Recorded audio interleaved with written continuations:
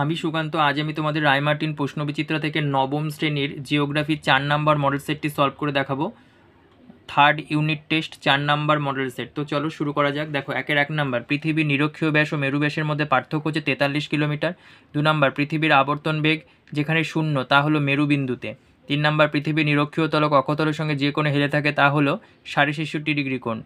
তারপরে দেখো 1 ডিগ্রি অন্তর পৃথিবীর মোট অক্ষরেখা অঙ্কন করা যাবে 179টি। তারপরে দেখো মহাবৃত্ত বলা হয় নিরক্ষরেখাকে। একটি অন্তর্জাত শক্তি হলো অগ্নুৎপাত। সমপ্রায় ভূমির অনুচ্চ টিলাগুলিকে বলে মোনাডন্ক। তারপরে দেখো ক্ষয়ীভবনের সঙ্গে যুক্ত নয় যে শব্দটি তা হলো ক্ষয়ীভবনের সঙ্গে যুক্ত নয় যে শব্দটি তা হলো বায়ুর কাজ।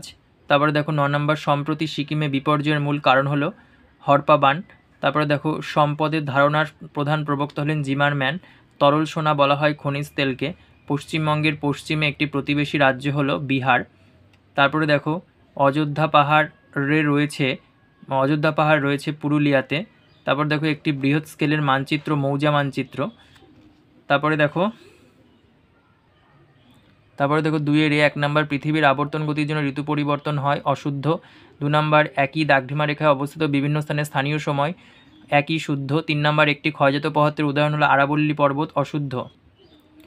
তারপর দেখো 4 নাম্বার, ঝুম চাষ মৃত্তিকা সংরক্ষণের একটি ভালো পদ্ধতি শুদ্ধ। 5 নাম্বার, লিমোনাইট হলো মাঝারি মানের এক প্রকার কয়লা অশুদ্ধ। 6 নাম্বার, জোয়ারের জলে পুষ্ট একটি নদী হলো মাতলা নদী শুদ্ধ। 7 নাম্বার, গমকে সোনালী তন্তু বলা হয় অশুদ্ধ। তবে দেখো বিয়ের 1 নাম্বার, দক্ষিণ গোলার্ধে হ্যাডলির অক্টান্ট নক্ষত্রের সাহায্যে অক্ষাংশ নির্ণয় করা হয়।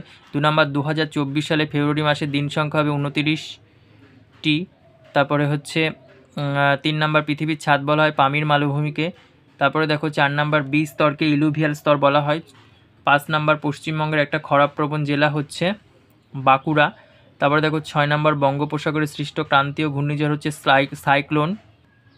তারপর দেখো 7 নাম্বার, জলবিদ্যুৎকে সাদা কয়লা বলা হয়।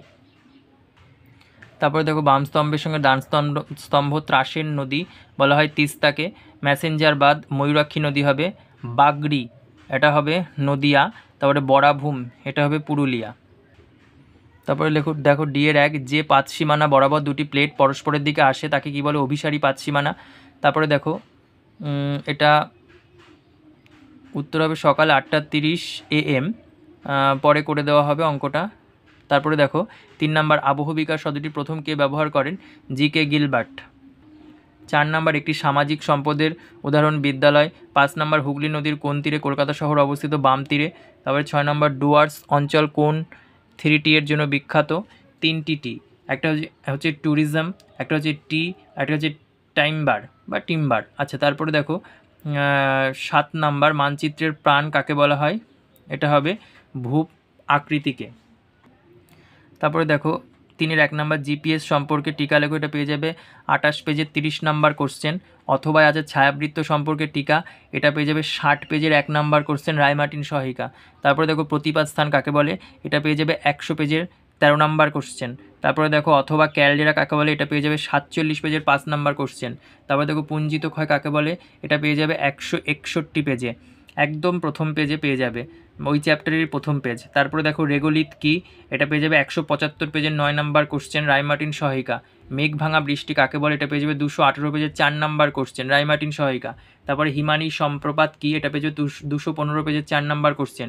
নিরপেক্ষ উপাদান কাকে বলে? এটা পেয়ে যাবে 227 পেজে, রায়মার্টিন সহায়িকা। তারপরে দেখো অথবা 3 বিঘা করিডোর কি? এটা পেয়ে যাবে 335 পেজে। তারপরে দেখো বাগিচা ফসল কাকে বলে? এটা পেয়ে যাবে 378 পেজে। তারপরে দেখো ভগ্নাংশ সূচক স্কেল কাকে বলে? এটা পেয়ে যাবে 401 পেজে।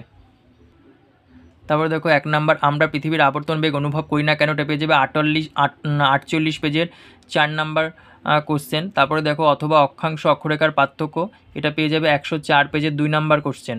তারপরে দেখো 2 নাম্বার, পশ্চিমবঙ্গের পার্বত্য অঞ্চল ছাড়া কোথায় ও কেন ধস দেখা যায়? এটা পেয়ে যাবে 199 পেজের 22 নাম্বার কোশ্চেন। আচ্ছা, অথবা বঙ্গোপসাগরে অধিক ঘূর্ণিঝড় সৃষ্টির কারণ কি? এটা খাতায় দেখিয়ে দিচ্ছি। দেখো বঙ্গোপসাগরে কেন এত বেশি ভয়ঙ্কর ঘূর্ণিঝড় হয়? আবহাওয়াবিদদের মতে সামুদ্রিক জলোচ্ছ্বাস সবচেয়ে ভয়ঙ্কর হয়ে ওঠে অবতল আকৃতির অগভীর উপসাগরে। মৌসুমি ঘূর্ণিঝড়ের তীব্র বাতাস যখন এরকম জায়গায় সাগরের জলকে ঠেলতে থাকে তখন ফানেল বা চোঙার মধ্যে তরল যা আচরণ করে এখানেও তাই ঘটে। সাগরের ফুঁসে ওঠা জল চোঙা বরাবর ছুটতে থাকে। ঘূর্ণিঝড় মারাত্মক আকার ধারণ করে এই বঙ্গোপসাগরেই। এবার 3 নম্বর, স্তূপ পর্বত ও গ্রস্ত উপত্যকার পাশাপাশি অবস্থান করে কেন? এটা পেয়ে যাবে 139 পেজে 7 নম্বর কোশ্চেন। তারপরে দেখো ধাপ চাষ ও ফালি চাষের মধ্যে পার্থক্য, এটা পেয়ে যাবে খাতায়, দেখিয়ে দিচ্ছি। দেখো ধাপ চাষ ও ফালি চাষের পার্থক্য। 1 নম্বর, ধাপ বা সিঁড়ির আকারে চাষকে ধাপ চাষ বলে, আর ফালি চাষ সরু ফালি করে চাষ করার পদ্ধতি ঠিক ফিতের মতো। 2 নম্বর, পাহাড়ি অঞ্চলে করা হয়, এটা ফালি চাষ মাঝারি ঢালু পাহাড়ি অঞ্চলে করা হয়।